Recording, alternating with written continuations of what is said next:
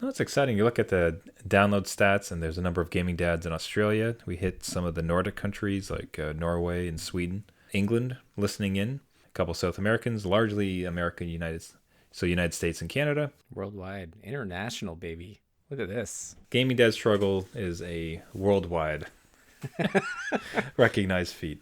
So, hey, gaming dads around the world, how you doing? That's right.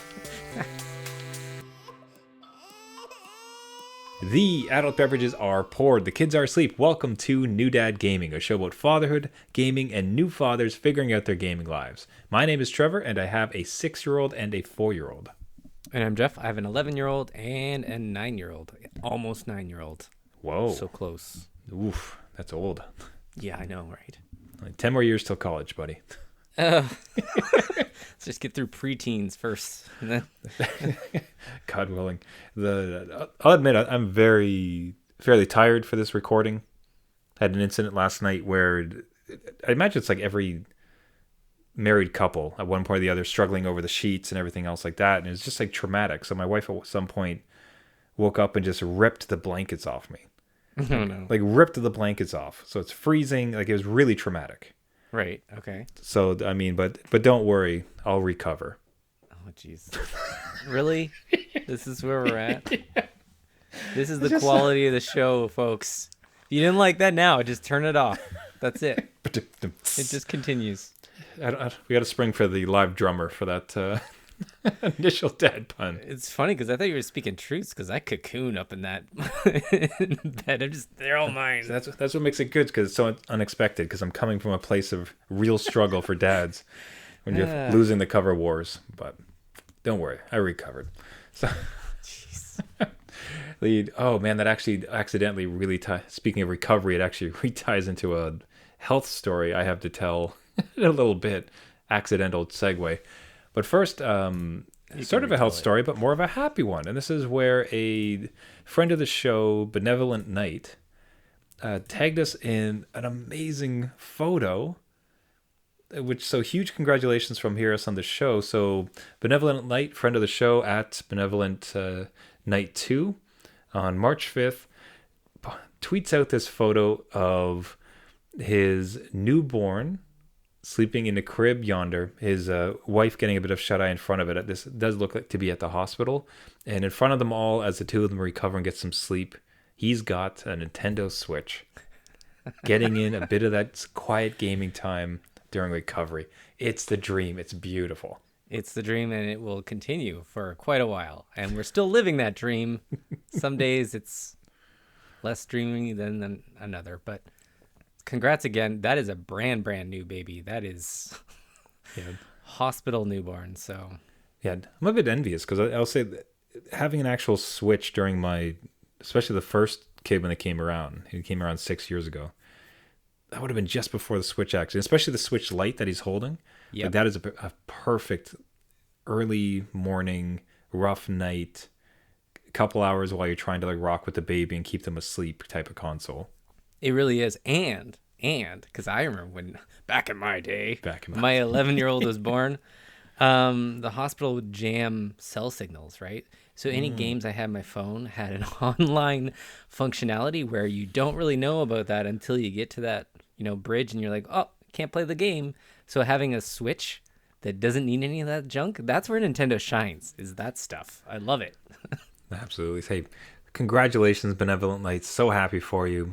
Hope the kid and the wife is doing great and you're able to use that Switch to great plume during these precious first days. Now, so as I alluded to, I want to discuss, it's been an interesting ride. So I've been going through some health issues, kind of out of the blue. Because, I mean, what's sort of surprising with it, too, is that I go to the gym regularly, not particularly overweight. Tend to try to take care of myself. Like my health is actually something that I kind of monitor and do my best on. And had an incident with my heart. So it got broken, Jeff. Jeez. I'm glad you can kind of have some fun with it because it's just like, what? Yeah, pardon. Well, that's what it's sort of serious. So just one day I had noticed some chest pains, and then at some point it actually started to shoot down my arm. So immediately it was just like, all right, this we should take a look at. And I will mention too, and this is sort of why I did want to share this story with fellow gaming dads, is that I do have to fight some degree of masculinity around like, oh, just shrug it off. Like, I don't want to bother anybody. I'll just tough it out. I don't need to see it. Right. And that's not good. Like that's, if something really seems to be amiss, you can't really be playing around with your health, especially as a dad. Right. And we're getting up in age. Like, I'm close to 40. Jeff, I think you're 50 or so. Okay, come on. It's a big year for me, and you're already doing the old jokes. Sorry. But we're getting up into our 40s, so health like really needs to kind of turn. So that's right. So this happens, and it was just immediately, okay, I got to go get this checked. So I go to a walk-in clinic, and the first problem is they saw me immediately. Oh no! Which like you got like scooted ahead of all the other snotty kids. Got right into a room. Oh no! Nurse saw me right away, which is especially in Canadian healthcare system. If you get seen immediately, it's not a good thing. No, it's not. No. You think you're saving time. You're like, oh no, that means I'm actually kind of a bad case.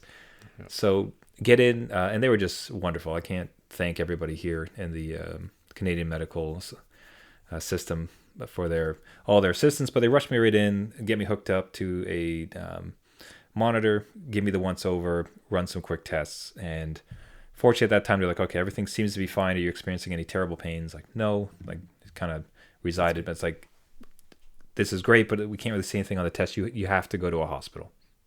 Okay, yeah, it's like, you need to go now. Like, we need to take care of this. We have to be sure what's going on. Yeah.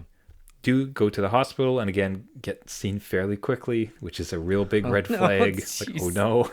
You're living the dream. Come on. This has got to be worth something. Like all those times you're waiting with your kids 5 hours later, but you get scooted in for good reason. But. Well, I'll tell you, mostly what helped me kind of speed through it was the fact that I was making the Zelda one heart sound.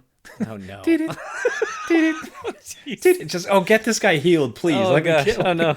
We can't listen to this for too long. So more tests, so further x-rays, more ECG, just running the gamut on me. And again, they it's like we see something could kind of seem amiss, but like you seem fine. There's no immediate danger. Like, you're doing great. If anything comes up, you need to come back to emergency, but generally things are fine, nothing to worry about. You are going to have to see a cardiologist. Okay. So it's like, okay, fine. That great, doing all the tests. Have been generally feeling pretty well otherwise, and go to the first ECG test. So go to the cardiologist. It's an ECG test. Now, the general concern that they're going to have of a guy of my age generally will be, are you having like a heart murmur? Are you having a regular beat? Is your heart stress? Is something failing? And they want to get on top of it. I think, given that I am a man with kids and relatively young, they want to kind of fast track the health to make sure they kind of catch it. Right. So go to the cardiologist. Cardiologist, go in, have to lie down. They hook me up with 10 sensors, I think, to catch all the beats, kind of listen to how that works. And then here's the interesting part. It's like, I get to go through the pregnant lady experience. Because he brings out the wand. And if you remember, any dads out there remember when the first time you're going to see the heartbeat of your kid, they brought out the wand and they put a massive dollop of goop on the end of it. And then proceeded to just like route around until they found that baby's heartbeat. So, it's like kids with toothpaste to just squirt that sucker out and it's just everywhere, and you're like, oh, this is not going to be easy to clean. So the technician there does that, and he is just routing around, and there it is, like my heart in all its glory up on the screen. It's like, oh, it's a boy. This is great. Look at him go. And this guy, I'll say this too, watching the machinery is very complicated. Like 50 buttons, things on screen. It's kind of hard to understand anything that you're seeing, and he's just routing around. But the dexterity on his hands. It's like, okay, this is a good shot. It's like, are you a StarCraft player? Like, what is do you play MMOs? Like, do you know like all the UI systems and you're just like, what is your click rate on this, bud? Like, this is ridiculous, the amount of stuff he's getting through, and he is just cranking it. Like, it was so impressive. So, wait, did he have a gaming mouse? Because I have a good recommendation. Yeah, I bet. So would you join my MMO clan? Could really use some support for a tank. That's right. So he's riding around, checking it out. And they obviously don't tell you anything at that time. They send me on my way. I do get a call later, and they do want to have another test. So the way this was going to go. So had chest pains, had pain shooting down my arm. Okay, this is serious, time to get it looked at. Went to a walk-in clinic. They said, no, you need to go to a hospital. Like, you got to be seen. Okay, go to a hospital. They run some tests, x-rays, and something with sensors, do blood work. Came back fine. You just need to see a cardiologist. First cardiologist appointment. And like, okay, first we're going to do the ECG and a full scan. Then secondly, we're going to do a stress test. So lovely. We're going to hook you up to... Report everyday life. Get to see how fit I am. So they're going to hook you up to the same sensors, but then make you run on a treadmill to try to see, like, under stress, under duress, how's your heart perform. That's coming up. And then finally, like, a consultation with the doctor about a month away. So, walk-in clinic, hospital, first cardiologist visit, second cardiologist visit, stress test coming up, and then also coming up a test. In between, they've now called me and said, he took a first look at your test. There's some concerns. So we want you to do a 3-day monitoring with a portable heart monitor. Oh, okay. So over the what they want to see is that over the course of 3 days, like, what's the heart look like? Because some things can be pretty hard to diagnose, and if they're only catching you for like 20 minutes of your visit, right? So it's like, okay, what happens if we watch this guy over the course of 3 days? Yep. So I think it's called a Hector. It's a cell phone size thing. They'll give me like a pack for it, and then they're gonna have some 10 odd sensors. Then I don't bathe for 3 days. You're not allowed to bathe while you have this thing on. Wow, living the life. And the very nice nurse who was trying to book it's like, you might want to do this listen, you're not gonna be able to bathe for 3 days. You might want to book this for the weekend so that co-workers and everything don't have to deal with you. I'm like, oh, don't worry, I work from home. We're good. I work in a basement, so in my own house. Oh, jeez. You book that whenever you like. It's just my kids and wife that have to suffer. Drive through everything, like not going to any shops, nothing. Yeah, so something has come up where it is of concern, so they're going to have to give me this 3-day monitoring. That'll happen fairly soon, and then stress test, and then finally the meeting with the doctor. The feeling good at the moment. No episodes have come up. What is helpful to think about is the fact that, like, the test with the cardiologist who said we should test you more is still a month out.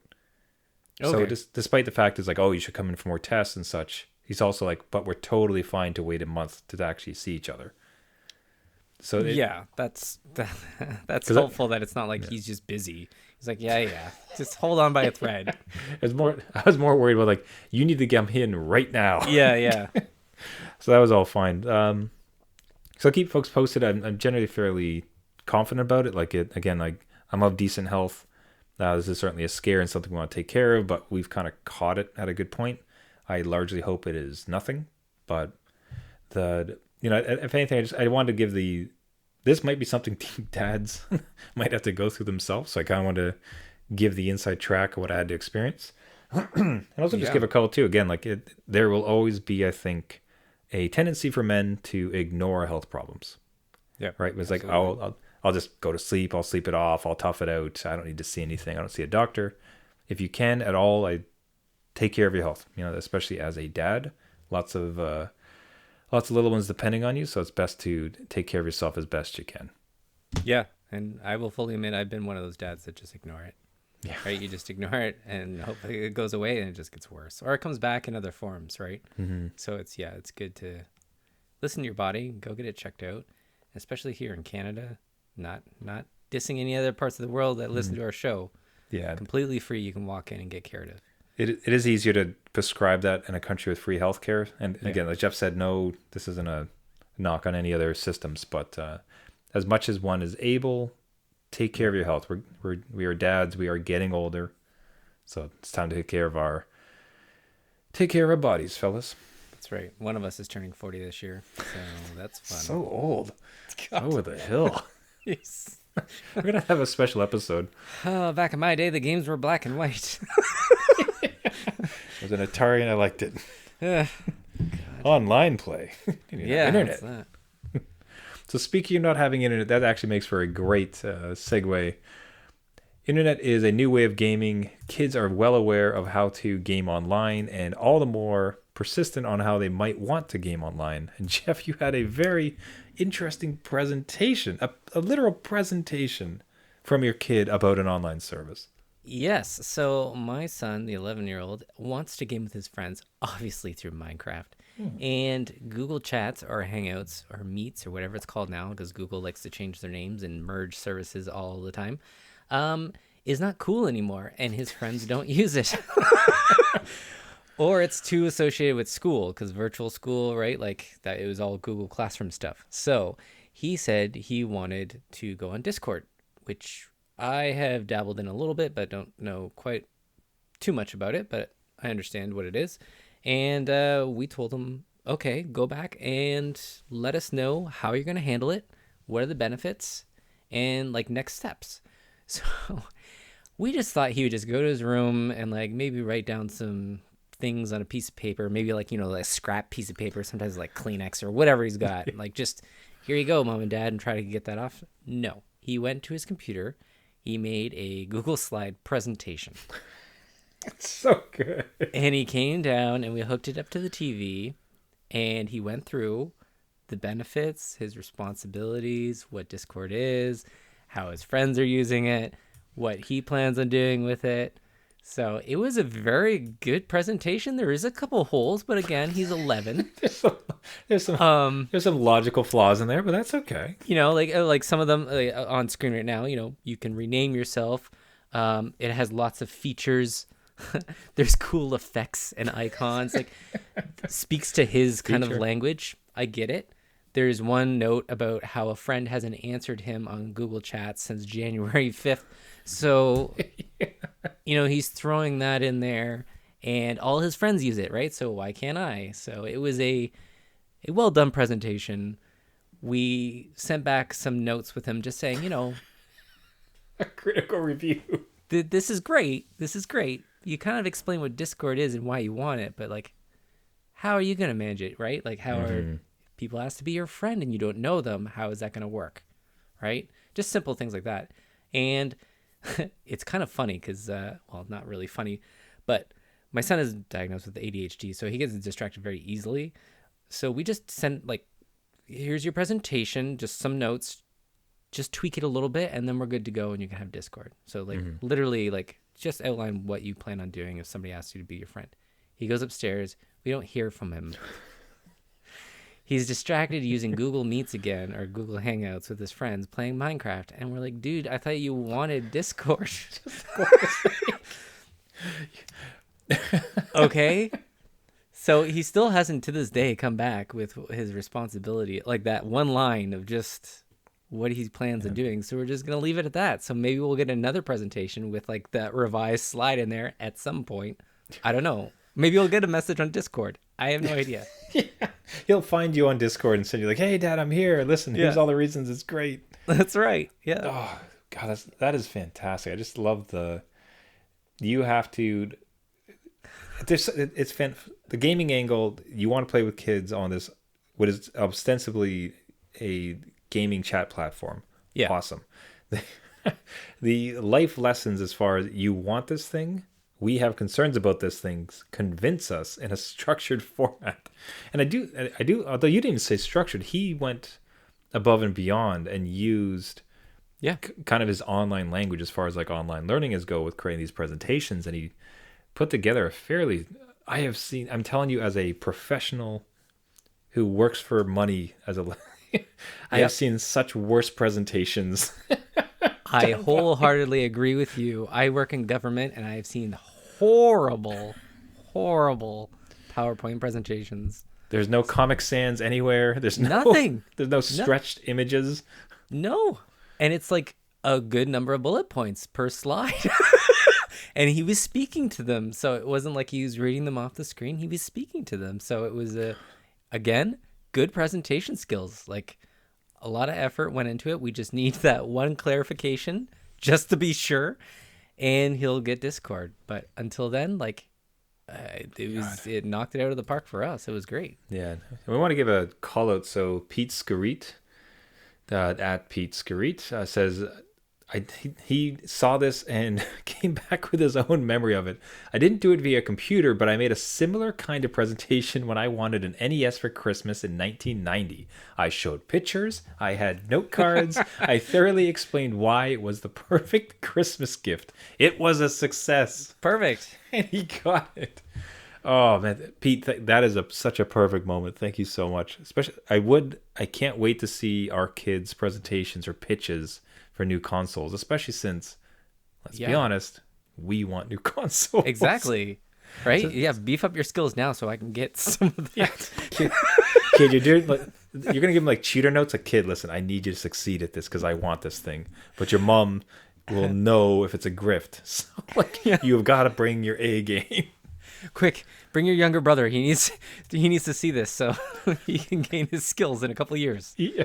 The Steam Deck's coming out. We need to get this on. Well, one way to get it, I think, Jeff, is if he would roll a 20 on persuasion. Oh, that's a good transition. I like that.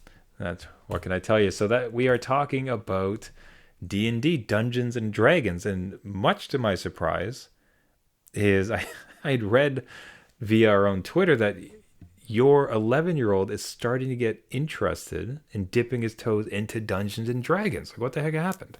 Yeah, so this is something. Sorry, we'll cut you off. The title card for those just listening is D&D and Dad. Yeah, and I was pretty happy about that.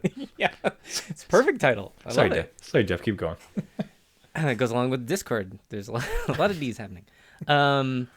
He came to me inside Indigo. We were there just to look at books and get out of the house for a bit. And he was looking at Dungeons and Dragons. He's like, Dad, I really want to try this. I had mentioned to it like a couple years ago, I think, just like something that would carry over the RPG of a video game into a board game. And maybe he'd like to explore that. Anyway, I guess he remembered it because his memory is like he soaks up everything that you say ever. And he pointed to these two like kind of starter kits on Dungeons and Dragons, and he's a really creative kid, and he would tell tons of stories. The problem is like honing that, right? Because he would playing games with him when he was a little bit younger. He would make up a lot of instructions and how many hit points and magical spells, and basically everybody was just amped up and maxed out. So no one would win because everybody was stronger and stronger, right? But this is kind of a cool idea where I'm not too familiar with it, so it would be like a learning opportunity for myself as well as him to kind of do. So we saw these two kits, and I put it out on Twitter. Like, I will say this, the naming of these kits, like one's a starter's kit or a starter set, and one's an essentials. So starter or essentials, it sounds like I kind of need both. Like, don't I? So I think the consensus was starter for a quest line, but you do need the essentials at some point. So what I can think of, if you want to dip your toe in it, I know that there's a number of apps and websites that will do. So first I will say, if you really want to go into it, I think getting the actual kits. I can't speak from experience. I've been a fan from afar. Like, I've wanted badly to like play. Yep. So, and I've participated, like listened to a bunch of podcasts. Like, so I've some familiarity with the world. And what I would say, but I think you could, apropos of nothing, like be able to test the waters very simply. So firstly, websites and apps, they'll do all the dice rolling and tracking for you, right, as far as health and things like that. And then what you could look for is something called a one shot. Okay. So because usually D&D, it's like often it's a campaign. So this is like something that's going to stretch over hours, days or weeks or months. No, like you can have a campaign that goes on forever. Yeah. Right. But a one shot is something meant for, okay, you and some friends are going to sit down and finish this. Like, this is like kind of an appetizer of it. So between a digital version of the dice and a one shot that you can probably find online, you could probably kind of get a gauge how he would act in the actual game itself. Yeah. Again, we kind of want to dip our toes in, ease into it, mainly just to gauge his involvement in it, because he has grandiose ideas, which is great. Like the presentation, like But then we'll go off and not think about it anymore, right? So if it's something that he can kind of take hold of, and it's, off screen for a little bit and uses that creativity, and I can see the glimpses a little bit more, that'd be good. So imagine that the mechanics of it were taken care of. So like you said, like you go up against your first boss and he has like 1,000,000 hit points and you're gonna die. So assume though, like that's taken care of. Can you imagine the campaign that our kids would come up with? Right? It's like, so these velociraptors are able to fly because of their robot wings, who they got from this Dr. Nefarious who lives over here in this skull castle, and he's at war with the Barbie land over this side. It would just be the most bonkers stuff. But I'm telling, like, how fascinating would it be to, as a character, try to survive the machinations of one of their imaginations for what a world would be? It would be the most buck wild adventure ever. It would be like kind of like an Alice in Wonderland scenario where you're like going through this entire, like, there's a talking cat all of a sudden, and like everyone's singing and dancing, and oh my god, the playing cards are coming to life. Yeah. But like, and then it kind of gives you a glimpse into like their thinking process too, right? Where it's just like, where are all these ideas coming from? But I'm here for it. Let's do it up. Yeah. So like I said, you would just need to put them on rails a little bit, so mechanically everything would work, because that's a heavy lift. Yeah. But otherwise, like, because even within the battles, if you've ever listened to a podcast or a show where they're playing D&D, the creativity used by the dungeon master around, it's like, okay, well, I shoot at the boulder above his head. It's like, oh, but the boulder doesn't move. And there's this whole narrative that a dungeon master, especially a good one, is trying to weave. Right. Yeah. So now have you listened to any podcasts? I mean, there's, for instance, the critical darlings of the Adventure Zone and Critical Role. I have seen maybe an episode of Critical Role, and then we have some followers that tweet out their D&D experiences, but I have not gone beyond that. Okay, so what I'd like to suggest for all the gaming dads, if you have any passing interest in a long run podcast, I would suggest Dungeons and Daddies. Okay, wait. Yeah. Now the subline show here, Trevor. Yeah, you can't listen to this with your kids. Okay. The subline of it is not a deep BDSM podcast. Well, it's good to know. They make very specific about it. But it is just stunning. Like, so these are actually some professional writers and actors from Hollywood, more of YouTube fame than like really any large, grandiose Hollywood stature. But the show that they craft is the most ludicrous, silly, fantastic, like fun thing, and great character arcs and everything else. But the entire premise is that these 4 dads get into a Honda Odyssey on way to soccer practice with their kids and get sucked through a wormhole into a very classic Dungeons and Dragons setting. So what would 4 dad archetypes put into bumbling dads with kids look like if they got thrust into wizardry and sorcery of Dungeons and Dragons? It is just fantastic. Like, if you want any gaming dad, I think, with any interest in it, would find this podcast just a riot. I adore it. It sounds like, I don't know if you ever watched it with your kids, the movie The Mitchells versus the Machines, where they're all getting in the car. And yes. They have all these crazy adventures, and okay, all right. I'm on board. See, we're already like selling this to myself on this show. This is great. I like it. Yeah, so if you do a one-shot, I would love for you to report back, because I'd love to know how the mechanics went, if your kid was able to get into it, what worked, what didn't work. Because, man, if we could do if you guys get good at it, invite me. I want to play a Dungeons and Dragons Well, that's game. what I'm saying, because like, I don't know how many players you can do it with, really, right? Like, because minimum it's, I want to say 3. You could probably do 2. Again, I don't know, but 2 is kind of boring. Yeah, because then it's just a dungeon master and one person. So right. If you need a second or third, you just let me know. We'll do this online. Tag you in. All right, like, got it going here. Maybe we'll just play it on here, and this will be the episode. We're done. There you go. It'll be our first live stream. We'll do a live stream of gaming dads. Yeah. Fumbling through like Dungeons and Dragons. Good time. Oh, absolutely. So Hey, on that great note, we will wrap it up there for the week. Everybody, thank you so much for listening. This has been New Dad Gaming. If you like the show and you want to get a hold of us, you can find us at our website, newdadgaming.com, or at our Twitter, at newdadgaming. As we've continued to say in this new year, the interactions with other gaming dads. Obviously, we had the awesome birth of a child and the gaming moment in the hospital from Benevolent Knight. We had the amazing story from Pete Scarritt on his own presentation. So that type of stuff, like, we love to hear about and work into the show. If you have anything like that, anything else you want to promote as a gaming dad, reach out to us, newdadgaming.com or at newdadgaming. Another way to support the show that really helps us out and we really appreciate it is to subscribe. So you can find us on all the podcasting networks, Google Play, iTunes, Spotify, Stitcher, all of the podcasting networks. A subscription really helps us out. It boosts our signal, and especially a rating and a review. It really increases the signal and gets us out to as many gaming dads as possible. In D&D terms, that's like rolling a 20 on persuasion. Gets it out there, makes it charming. So we'd really appreciate it. Everybody, thank you so much for listening. This has been New Dad Gaming. My name is Trevor. I have a heart on the mend, a 6-year-old, and a 4-year-old.